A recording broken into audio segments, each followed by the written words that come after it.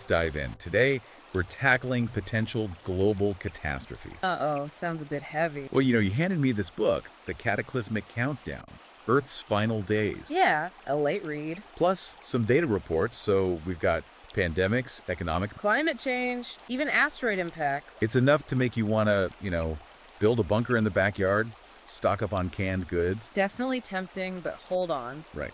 Before we go full survivalist, let's actually see what these sources are saying. That's the key, right? Not just panicking, but actually getting informed. Totally. And what I find fascinating is how even when talking about all this doom and gloom, the sources really emphasize this idea of human resilience. Oh, that's interesting. I mean, it's not all just like the end is nigh kind of stuff. Not at all. It's about understanding how societies have faced these massive challenges before. And how we can learn from that to prepare for the future. Exactly, preparing for the future, yeah. Okay, so the book starts by diving into past catastrophes. Like the historical ones. Yeah, the Black Death, the Great Depression, talk about events that shaped history. Yeah, no kidding. And the author does such a good job of drawing these parallels between those events and modern day issues. Oh, give me an example of that. Okay, so he points out how the Black Death, with all the devastation it caused, it actually forced societies to improve sanitation and public health. And those practices still benefit us today. Exactly. So even an event that seems, purely negative, it can lead to this long-term progress. Silver linings, right? Right. And that leads into his analysis of the Great Depression. Which is what the next historical example he uses. Yeah, he argues that while it was obviously a time of immense hardship, it also led to a reevaluation of economic systems and government intervention. Okay, so people started thinking about things like social safety nets. Right, exactly. Yeah. Things like that, yeah. Which is interesting because then the book goes on to talk about the potential for another economic collapse today. Right, it's not ancient history, it could happen again. Trade wars, inflation, resource depletion, suddenly it feels a little too close for comfort. It does, and the author, he doesn't really sugarcoat it. He highlights how interconnected our global economy is. Oh, I see where you're going with this. How a crisis in one area can trigger this domino effect. Like a chain reaction. Exactly. You remember the 2008 financial crisis? Yeah, for sure. It started with subprime mortgages in the US, but it quickly spread worldwide. And the author uses, isn't there an analogy he uses to explain this? He does. He talks about the butterfly effect. Oh, right. That a small event, the butterfly flapping its wings, can set off this chain reaction. Leading to something much larger, yeah. And he applies that to everything from economic trends to, climate change. Showing how seemingly isolated events can have these far-reaching consequences. Yeah, it's all connected. Okay, well, speaking of climate change, the book lays out the science pretty clearly. Greenhouse gases, rising temperatures, melting ice caps, it's all there. It's a lot to take in. It is, but then he shifts gears to talk about potential solutions. Was that, a jarring shift for you? Not at all. I think it actually highlights his central message. Understanding the problem is the first step to finding solutions. Okay, so he's not just presenting problems, he's saying, okay, here are some things we can do about it. Exactly. He talks about renewable energy, carbon capture technology. Even geoengineering, which is like a whole other can of worms, right? It is. It's pretty controversial. It is, but it shows that even with something as big and scary as climate change, Our options, we just gotta explore them. it's like he's saying, don't just panic, get proactive. That's a good way to put it. And then he throws in asteroid impacts. Oh yeah, the dinosaur. Extinction events, is he trying to keep us up at night? I think that part's definitely attention grabbing, but what I found interesting is that he uses it to highlight the importance of things like space exploration. And planetary defense systems. Yeah, it sounds like science fiction, but it's a real concern. It is, but it's also something we could potentially mitigate with technology and planning. Yeah. Right. That's his point. Okay, so we've got pandemics, economic collapse, climate change, asteroids. I mean, it's a lot. It's a lot to process. But the book also spends a good amount of time talking about human resilience. Oh, absolutely. That's a key theme throughout the book. What, stood out to you the most in those sections? He uses some incredible stories of survival, the Donner Party, the Andes flight disaster. Intense stuff to show how much humans can endure. Exactly. And he connects those stories to the psychology of catastrophe, Fear, hope, post-traumatic stress. How communities rebuild after a disaster. It's fascinating. So it's not just about physical survival, it's about the mental and emotional strength to adapt and rebuild. Right, and he argues that understanding this psychological dimension is key to preparing for any kind of catastrophe. That makes sense. It's about building that individual and societal resilience, which really is, like I said, the main threat throughout the entire book. It's like he's saying, yes, there are threats, but humans have this remarkable capacity to overcome them. Exactly. And he backs it up with all these examples from history showing how societies have bounced back from like the most devastating events. Okay, well, we've covered a lot of ground in this first part, and maybe we should just take a moment for you to, I don't know, gather your thoughts Yeah, sure. before we move on to part 2. Sounds good. There's definitely much more to discuss. All right, so where were we? Oh yeah, human resilience. It's like the perfect bridge to dive deeper into some of these specific threats the book talks about. Yeah, good point. We talked big picture, but let's zoom in a bit. Okay, what do you want to start with? Well, economic collapse seems to be on everyone's mind these days, so maybe there.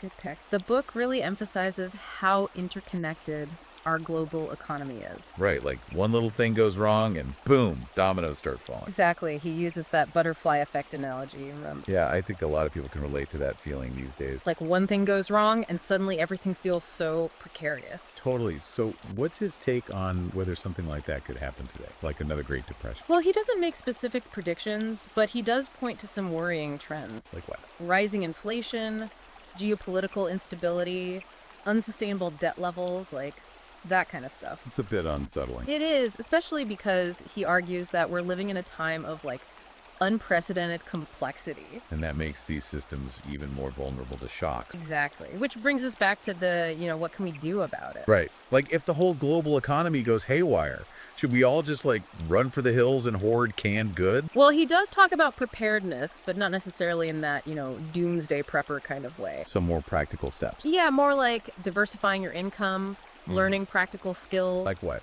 Oh, gardening, basic repairs, things that make you more self-sufficient if things get tough. Okay, so it's more about resilience, being able to adapt. And thrive, even if the economic landscape changes. Yeah, he talks about community too, right? Oh, absolutely. Strong social ties, knowing your neighbors, having that network of support. It's resilience, but on a societal level. Exactly. And he brings up those survival stories again, like the Donner Party, the Andes flight disaster. Oh, yeah, right. Those were horrific. But it often came down to people helping each other. Right. It was that cooperation that made the difference. So it's about building those connections, NW, before disaster strikes. Exactly. Creating a society that's more resilient overall. Okay, so personal resilience, strong community. What about governments, institutions? What should they be doing? He gets pretty critical of how governments have handled disasters in the past. Like what? Well, he uses Hurricane Katrina as a prime example. Right, where things didn't exactly go smoothly. Not at all. And he contrasts that with, more successful responses, like New Zealand's handling of the COVID pandemic. So what does he say governments should be focusing on? Things like transparent communication, efficient resource allocation, investing in robust infrastructure. Okay, so being prepared, having systems in place that can actually handle a crisis. Exactly. And he talks about technology too. Oh, right. Both as a potential solution and a risk, right? Yeah, like AI could help predict disasters, maybe even help us respond more effectively. But it also raises those ethical questions we talked about earlier. For sure, he's cautious about putting too much faith in technology as like a magical fix-all. It's about balance, using technology wisely, but also focusing on those human elements of resilience. And community and responsible leadership, yeah. So it's not an either, it's both and. Exactly. We need both the technological innovation and the social and political systems that prioritize, well-being and sustainability. Wow, this is a lot to process. It is. I feel like we need a break. Yeah, let's pause here and come back for the final part. All right, so we've covered a lot of ground, existential threats, societal collapse, even asteroids. Ew. Yeah, it's been a journey. But the book doesn't just leave us hanging in despair, right? Yeah, no, definitely not. There's a whole section on what we can actually do about all this. Right. He connects those big scary threats to actual concrete actions we can take. Oh, that's good. I was hoping for that. Yeah, both as individuals and as a society. So let's break that down.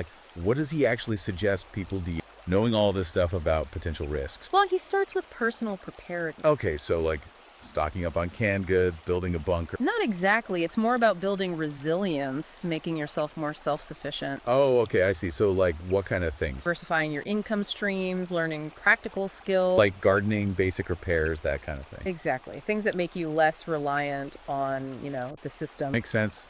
especially with how unpredictable things feel these days. Right. And then he takes it a step further and talks about the importance of community. Oh, like strong social ties, Right. knowing your neighbor. Yeah, having that network of people you can rely on, that's a huge part of resilience, too. It's like on a societal level. Exactly. And it made me think about those survival stories we talked about. The Donner Party, the Andes flight disaster. Yeah, those were awful situations, but often it was cooperation, people helping each other, that made the difference. So fostering those connections now, before anything bad happens, that's key. Exactly. It's not just about prepping for the worst, it's about creating a society that can handle anything. That can weather the storm, yeah. Exactly. Okay, so we've got personal resilience, strong community. What about the big picture stuff? Like, what should governments be doing? Well, he definitely criticizes how governments have handled disasters in the past. He doesn't hold back, Nope, he uses Hurricane Katrina as like a prime example. where things didn't go so well. Not at all. And he contrasts that with, more successful responses. New Zealand and COVID, right? Exactly. So what does he think governments should be focusing on instead? Clear communication, efficient resource allocation, investing in infrastructure that can actually withstand shocks. Like being proactive, basically. Right, being prepared, having systems in place that can actually handle a crisis. And he talks about technology too. He does, both as a potential solution and a risk. Yeah. AI could help us predict and respond to disasters, but it also raises ethical questions. For sure, he's not naive about technology. He knows it's not some magical fix-all. It's about finding that balance, using technology wisely, but also focusing on those human elements of resilience. Community, ethical leadership, all of that, yeah. So it's not either, it's both hand. Exactly. Technological innovation and the social and political systems that put human well-being first. This has been, wow, eye-opening to say the least. I know, right? We've gone from like the edge of the apocalypse to practical things we can do. And hopefully you're walking away feeling a bit more empowered, not just scared. Yeah, definitely. It's not about ignoring the risks, but facing them head on with knowledge and a sense of, agency. That's the spirit.